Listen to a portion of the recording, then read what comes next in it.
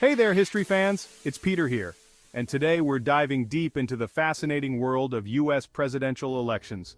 From the origins of voting on Tuesdays to the mind-boggling cost of modern campaigns, we're unearthing 7 unbelievable truths about this cornerstone of American democracy.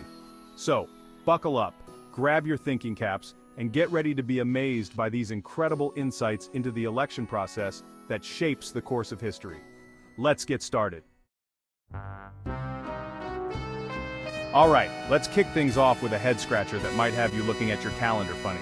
Why on earth do Americans vote on a Tuesday? I mean, it's a weekday. Don't we want maximum voter turnout?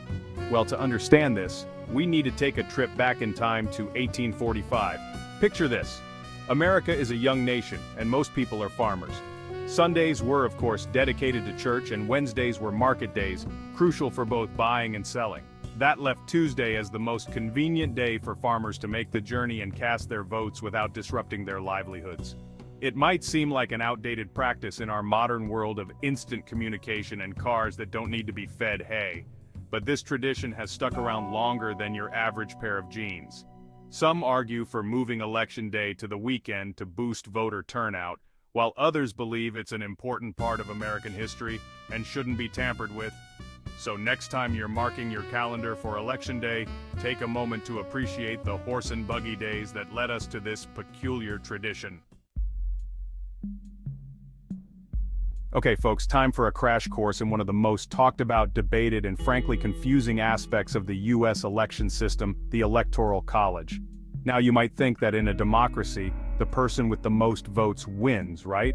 Well, in America, it's not always that simple. See, when you cast your vote for president, you're actually voting for a group of electors who will then cast their votes for the president. Each state gets a certain number of these electors based on its population. The more populous the state, the more electors it has. To win the presidency, a candidate needs to secure a majority of the electoral votes, which is currently 270 out of 538. Because of this system, it's totally possible for a candidate to win the popular vote but still lose the election. This has actually happened 5 times in U.S. history, most recently in 2016. The Electoral College has been a topic of hot debate for centuries, with supporters arguing that it protects the interests of smaller states and prevents a few large states from dominating the election.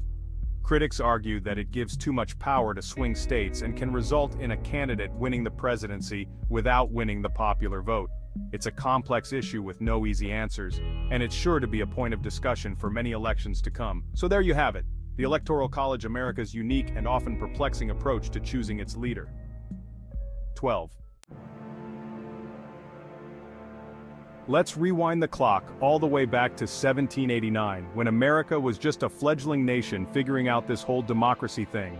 Enter George Washington, stage right. This guy was basically a rock star after leading the Continental Army to victory in the Revolutionary War. In both the 1788 and 1792 elections, George Washington won every single electoral vote. That's right, unanimous victories, folks. Can you imagine that happening today?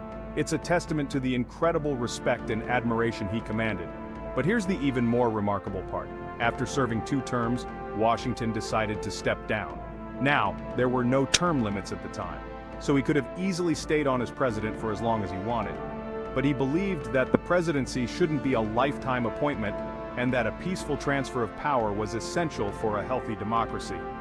His decision to step down set a powerful precedent that influenced American politics for over 150 years.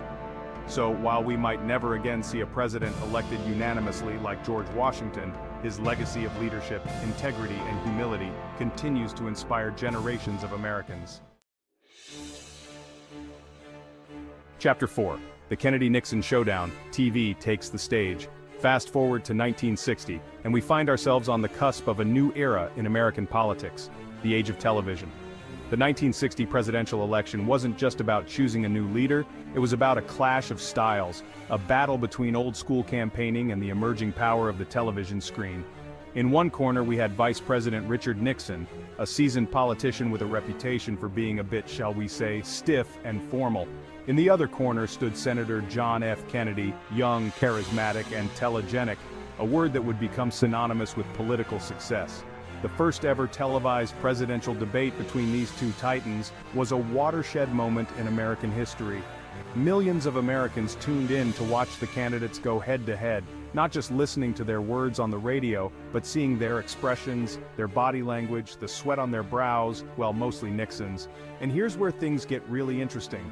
People who listened to the debate on the radio thought Nixon had won, but those who watched it on TV, they overwhelmingly favored Kennedy.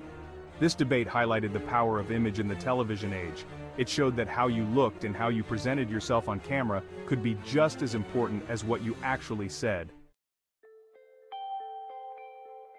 Chapter 5. From Defeat to the Oval Office Presidential Comebacks. The path to the presidency is rarely a straight line. In fact, some of America's most iconic presidents faced their fair share of setbacks and defeats before finally reaching the Oval Office. Take Abraham Lincoln, for example. This guy was practically a walking, talking example of perseverance. Before becoming the 16th president and leading the nation through the Civil War, Lincoln lost a congressional race, failed in business, and even suffered a nervous breakdown. Talk about resilience. But Lincoln never gave up on his political aspirations. He kept studying, kept networking, and kept believing in himself and his vision for a more united nation. And, in 1860, after years of setbacks, he finally won the presidency. And let's not forget about Richard Nixon. He famously lost the 1960 presidential election to John F. Kennedy in that nail-biting TV-influenced showdown we just talked about. But did Nixon give up? Nope, not a chance. He licked his wounds, went back to the drawing board, and eventually won the presidency in 1968.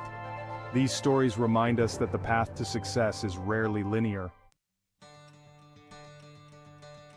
Chapter 6. Lowering the Vote, the Fight for 18-year-old Suffrage. Hold on to your hats, folks, because we're about to dive into a chapter of American history that's all about fighting for the right to vote.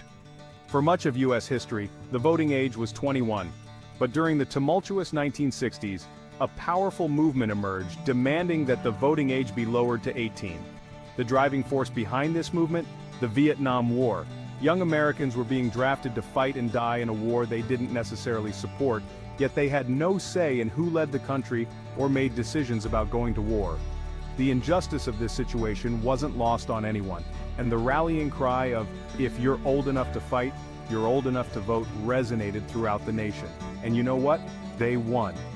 In 1971, the 26th Amendment to the Constitution was ratified, lowering the voting age to 18. This was a monumental victory for youth rights, and a testament to the power of peaceful protest and fighting for what you believe in. The lowering of the voting age had a profound impact on American politics. It energized a whole new generation of voters and forced politicians to start paying attention to the concerns of young people.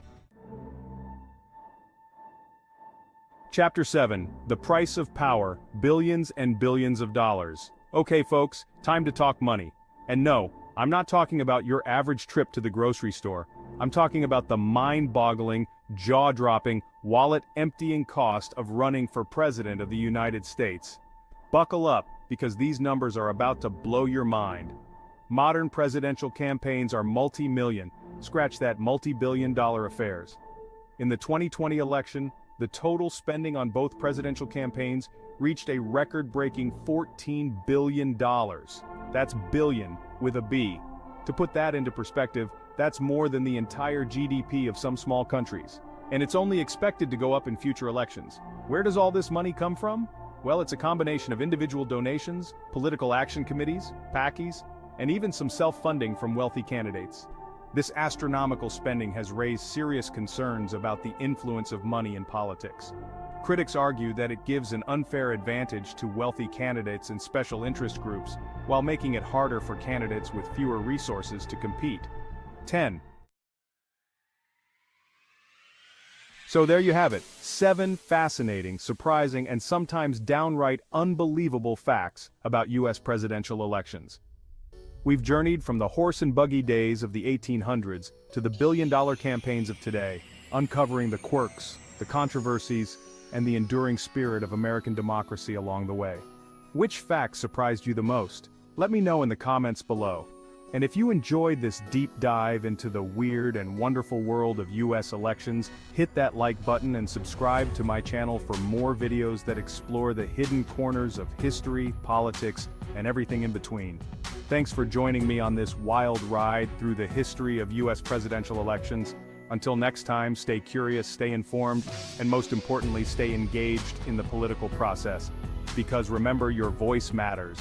7.